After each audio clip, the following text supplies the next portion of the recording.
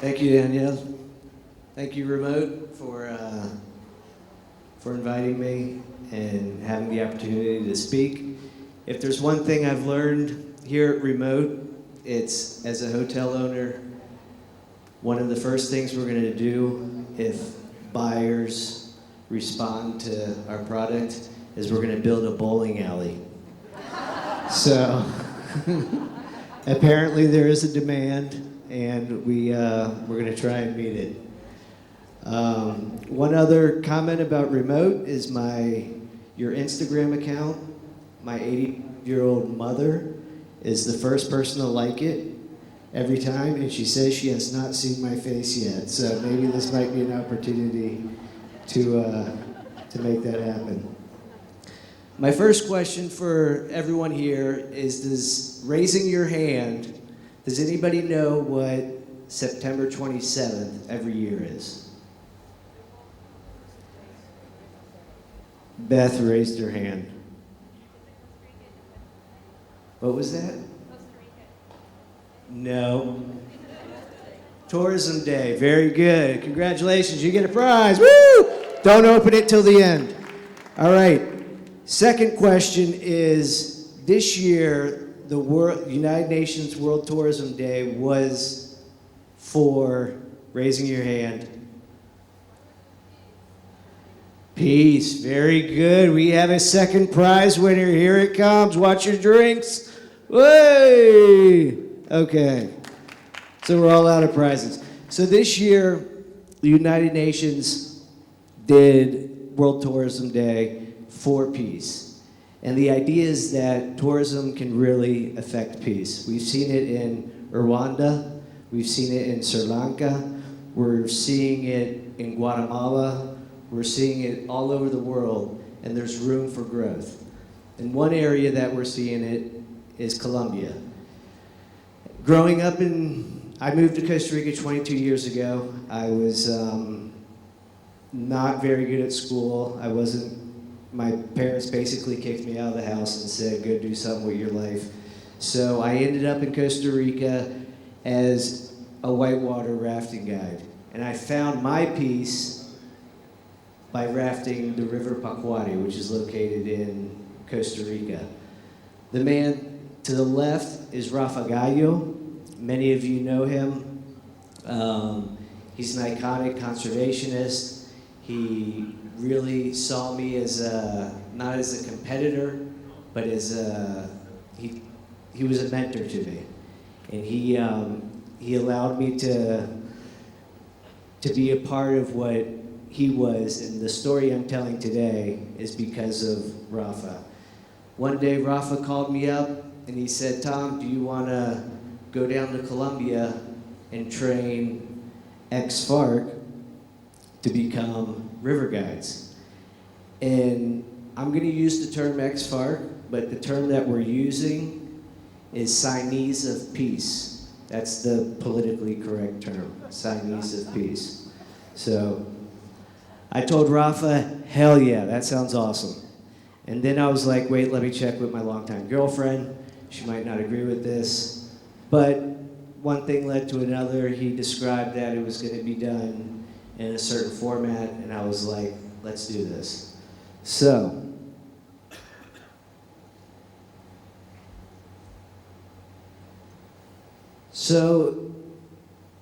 I thought to myself, what could possibly go wrong? We're escorted by the UN. We're met by Mauricio, who's standing right here in the center, who I got off to a very rough start with. For the most part, you get along with people from the UN. That's what their profession is mitigating. But for some reason, Mauricio is not a fan of me. And and I'll tell you why in a second. But arriving to Vita Valles, imagine the most beautiful place you can imagine. Colombia is absolutely, many of you know, is gorgeous. And there's so much of it that's undiscovered. And so much of it is filled with mountains and rivers and places that our clients would absolutely fall in love with. And so we get off we arrive to Mauricio, and were taken to Puyehue, which is the headquarters, the main strategic point that was used during the war. And we go into this camp. And in this camp, we're met by the leaders of the signees of peace at this time. And I'm thinking everything's cool. We got the UN with us, completely escorted. And these are the leaders. Some of them went back into the bush because they did not agree with what the government had proposed to them. Many of them stayed. El Paiso was the leader at the time. He took our passports and he didn't give them back.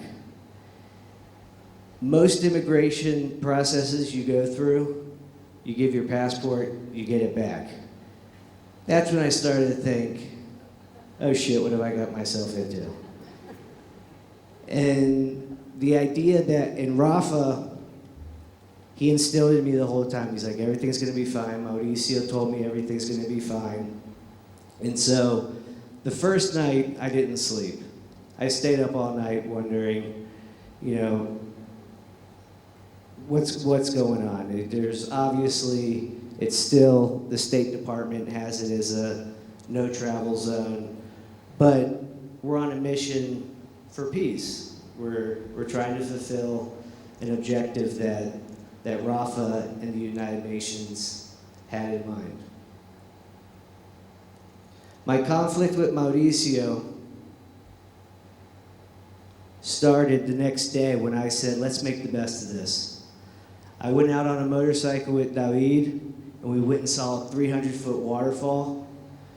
We took some of the other rafters, and we ran some of the best white water I've ever been on. We spent the entire day out off the camp doing what you naturally do when you're involved, like what brings us all joy, just having fun.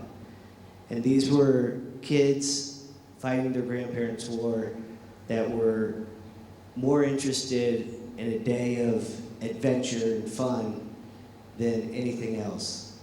And then when I got back to the camp, Mauricio was staring at me, saying, "What the hell are you doing?" You know, and he was not happy with my little escapade out into the jungle with the locals.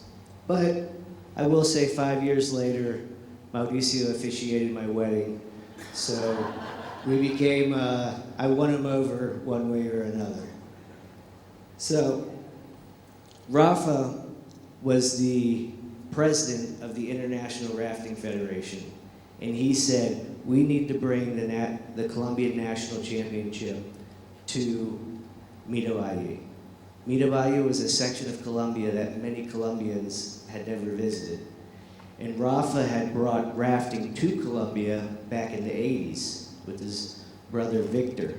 They would fly a helicopter over different rivers of Colombia, and then they would radio down what rapids was coming, and they would end up what today is now 30 different rafting companies in Colombia. So Rafa had this idea. He's like, let's do the national championship in Puyehue. And so with the help of the UN and with the help of many locals and the government of Colombia, they managed to do the national championship in Puyehue. I remember chartering this plane from Bogota and getting on the plane, and I had been there numerous times, and everybody on the Colombian team, many from San Gil, which is a popular area for rafting in Colombia, none of them could believe that they were going down to this section of Colombia. They were all, and I'm like, what are you guys worried about? They're like, you know, our parents have told us stories, you know, this, that, and that. And I was like, no, it's gonna be fine, it's gonna be fine. And it was a very serious tone for the first 2 days of the competition. And then by the end of the competition,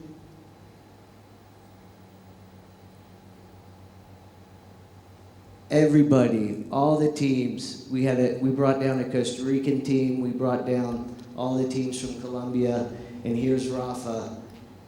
And it was really a unification of a country and a sport and an industry of tourism that it was hard to explain. I can't stand up here and put it into words, but the joy that was brought by this competition had Rafa stand up at the end and he said, "I'm going to bring a world rafting championship to Puyehue." And everybody went crazy because those of you that aren't in the rafting industry, that's not a big deal, but for those of us that are, it's a very big deal. It also helped promote tourism locally. Not only was it competition, but it was also promoting the sport for local Colombians to visit the area. So they started visiting the area, and then 9 months later, Rafa Gallo passed away of cancer very rapidly. And it was a crush. It was like the godfather of Colombian rafting passed away. And I still remember the signees of peace WhatsApping me, and they were in my wheelhouse of what to do. I didn't know how I could make the moment right.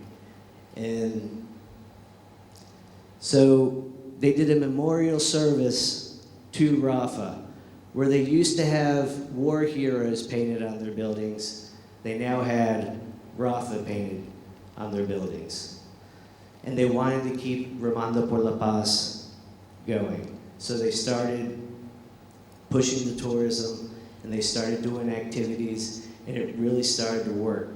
And one of Rafa's last wishes was that we bring them over to Costa Rica and do a 3-week tour of ecotourism. And that's exactly what we did. We got 25 signees of peace to come over to Costa Rica and do a tour.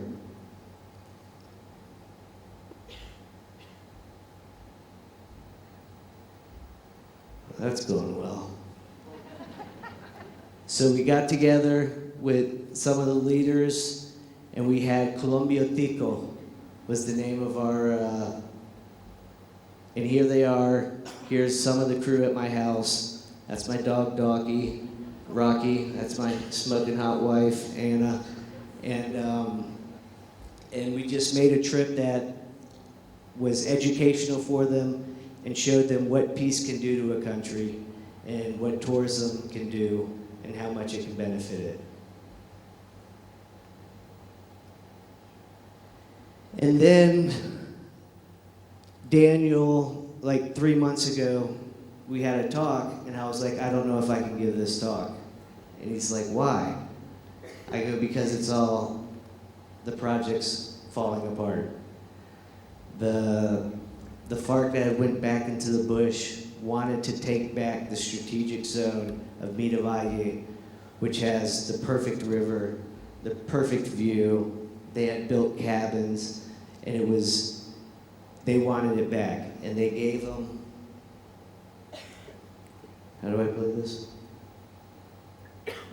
¿Alguna vez escuchó hablar de un grupo de guerrilleros de las FARC que después de firmar el acuerdo de paz se dedicaron al rafting y al ecoturismo y que incluso han representado a Colombia en competencias internacionales? Pues ellos y los miembros de su comunidad en Miravalle están siendo obligados a desplazarse de su vereda en Caquetá. Sí, es una historia triste y frustrante. Son 45 excombatientes que abandonaron las armas y se comprometieron con la paz y la reconciliación. Y ahora tendrán que huir del lugar donde lograron consolidar sus proyectos de vida por cuenta de las amenazas de la mayor disidencia de las FARC, el autodenominado Estado Mayor Central, bajo el mando de Calarca Córdoba. El grupo de rafting, llamado Remando por la Paz, compitió en los mundiales de Australia e Italia y se está preparando para participar en Chile en octubre próximo. En los últimos años, más de 3.000 visitantes llegaron hasta el municipio de San Vicente del Caguán para participar de las actividades de ecoturismo, pero desde hace unos meses los combates entre el EMC y la segunda Marquetalia dificultaron las actividades. Aunque el gobierno visitó el lugar para buscar soluciones, el riesgo de seguridad es tan alto que la decisión final es desplazarse. Uno de los líderes de la comunidad nos contó que están alistando todo para irse el 25 de julio, antes de que se cumplan los 40 días de plazo que la disidencia les dio para abandonar el antiguo espacio territorial de capacitación y reincorporación ETCR. Sumando los firmantes de paz y sus familias, son alrededor de 80 personas que saldrán de Miravalle e inicialmente serán recibidas por sus compañeros del ETCR Uría Rondón, que también está ubicado en el Caquetá. Esa es apenas una solución temporal mientras el gobierno del presidente Gustavo Petro consigue un predio en el que pueden reubicar a los excombatientes. Por ahora esperan encontrar un lugar cercano a un río donde puedan continuar con su proyecto de rafting, pero necesitan el apoyo de la sociedad, el Estado y la comunidad internacional para volver a consolidar su iniciativa. Si quiere leer su historia, lo invitamos a visitar elespectador.com y Colombia más 20.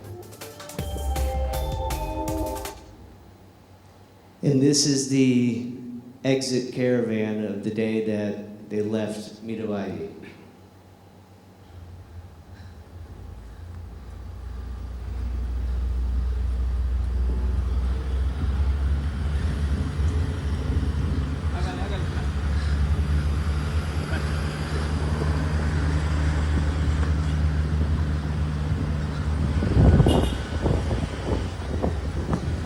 This is my friend Andres, who's arriving to Chile. Que ahí vamos, Next ¿cómo vamos ahí? week. ¿Bien o qué? Así va bien, bien, está bien. Va bien, va bien. But instead of giving up, we decided that they were preparing for a competition in Chile, Pucón, which is in 2 weeks from now. I'm staying, I'm receiving the team, and my business partner, Matt, and I at Rio Vista, we sponsored the team to come over and participate in the games with the hope that the tourism, thank you.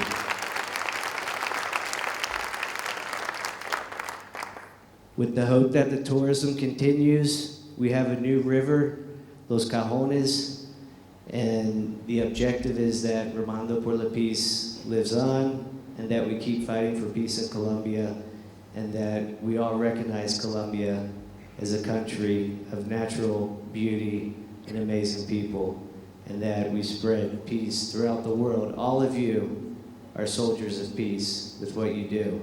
So the more you get creative and the more you do with tourists, showing them remote areas, the more we're going to fill the world with peaceful and exciting adventures. So that's it. Thank you, and enjoy the rest of your show.